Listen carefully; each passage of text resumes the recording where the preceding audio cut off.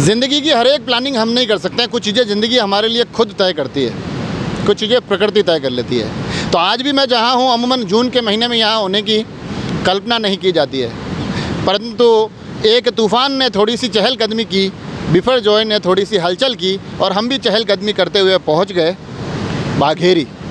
जी हाँ, बाघेरी। जब बाघेरी का जिक्र आता है तो जहन में एक ऐसा बांध आता है जिसने बनास नदी पर पानी को इतनी खूबसूरती से बांधा है जो न केवल लोगों की प्यास बुझाने में काम आ रहा है, बल्कि इन दिनों अगर मैं यूँ कहूँ कि मेवाड़ के एक बेहतरीन पर्यटन स्थल के रूप में विकसित हो रहा है तो कोई अतिशयोक्ति नहीं होगी। मगर इस बाघेरी की बातें आज हम 2023 में कर रहे हैं, मगर इसको समझने के लिए हमें 2006 के दरवाजे तक पहुंचना पड़ेगा, या फिर शायद उससे भी थोड़ा पीछे। 2006 इसलिए क्योंकि 2006 में ये बांध बनकर तैयार हो गया था।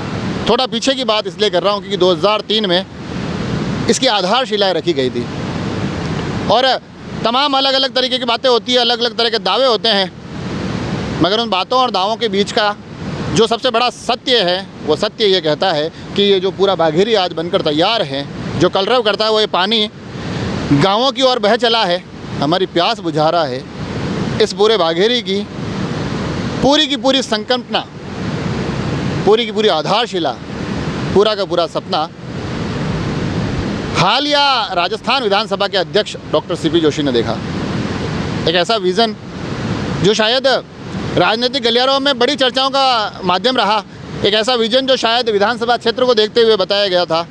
मगर आज का सच ये है कि ये परियोजना न केवल अपनी विधानसभा की परिधि को तोड़कर और भी क्षेत्रों की प्यास बुझा रही है, बल्कि जब विकास की बड़ी बड़ी बातें होती है तो जो एक मील का पत्थर, जो एक नींव का पत्थर सबसे पहले आता है, उसका नाम होता है बाघेरी नाका। और जो इसके छलकने का इतिहास है वो भी बड़ा ही प्यारा है।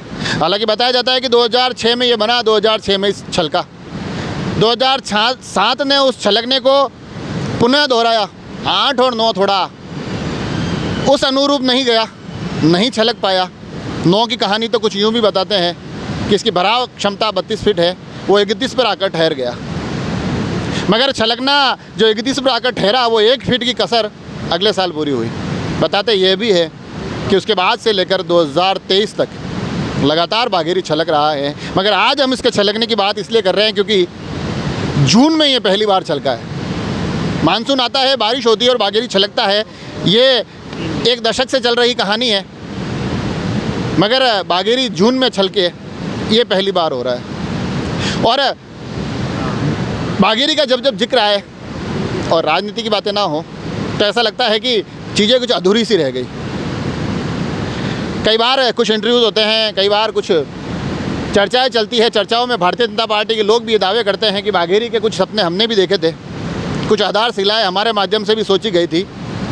मगर उन बातों से, उन वादों से इतर डॉक्टर सीपी जोशी न केवल इसके शिल्पकार हैं, बल्कि मैं अगर ये कहूँ कि विकास की तमाम बातों में एक जो तुरुप का इक्का है कांग्रेस के पास, वो बाघेरी का नाका है।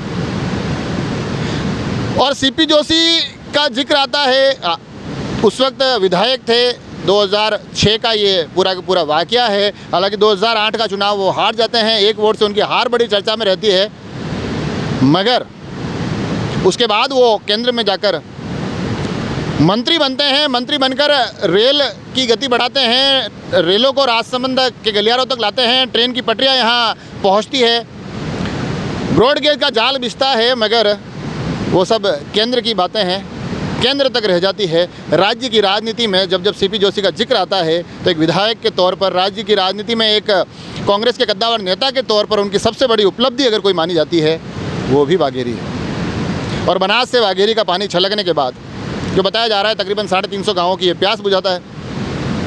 पर्यटन स्थल ये किस पैमाने पर पर्यटन के लिए डेवलप हो रहा है, आप इस बात को ज़रा इस तरह से समझिए कि जब बाघेरी छलकता है, जब छलकने को होता है, तब लोग रह कर फ़ोन करके जानकारी जुटाते हैं कि बाघेरी में कितना पानी आ गया, बाघेरी छलका या नहीं छलका। और यकीन मानिए जो फ़ोन करके जानकारी जुटाने वाले लोग हैं वो लोग सिर्फ राजसमंद भर के नहीं हैं। फ़ोन की इन सूचियों में कुछ कोट पाली के भी आते हैं, फ़ोन की उन सूचियों में कुछ नाम उदयपुर के भी आते हैं, कुछ चित्तौड़ और उससे भी आगे के नाम आते हैं। और सभी की जिज्ञासाओं का केंद्र होता है, सभी के उत्सुकताओं का केंद्र होता है बाघेरी।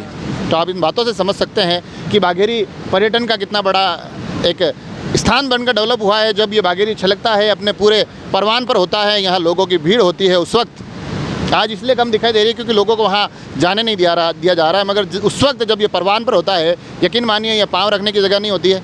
आसपास की तमाम दुकानें बड़ी ही बेहतरीन तरीके से चल रही होती है।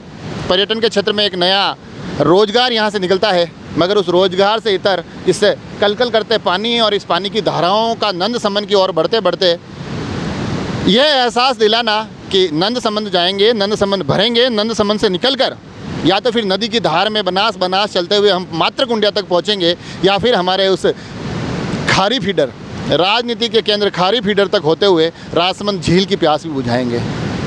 तो बाघेरी की बातें अंतहीन है, बाघेरी की प्रशंसाएं अंतहीन है, मगर आज इन प्रशंसाओं का दौर अचानक से जून में आ गया और हमने यहाँ आकर कोशिश की कि क्यों ना बाघेरी को, अमूमन मानसून में आप तक पहुँचने वाली बाघेरी को आज बिफर जोए के इस तूफ़ानी दौरे के बाद जून में आप लोगों तक पहुँचाया जाए। आगे भी कोशिश करेंगे कि बाघेरी के अलग अलग दृश्य, बाघेरी जो कहते हैं कि पानी को बांधता है, मगर यकीन मानिए वो हमारे मन को बांधता है, और कोशिश करेंगे कि बाघेरी द्वारा हमारे मन को बांधने के दृश्य भी कभी आप तक पुनः लेकर आए। आप सभी लोग जुड़े रहें राजसमंद एक्सप्रेस से। धन्यवाद।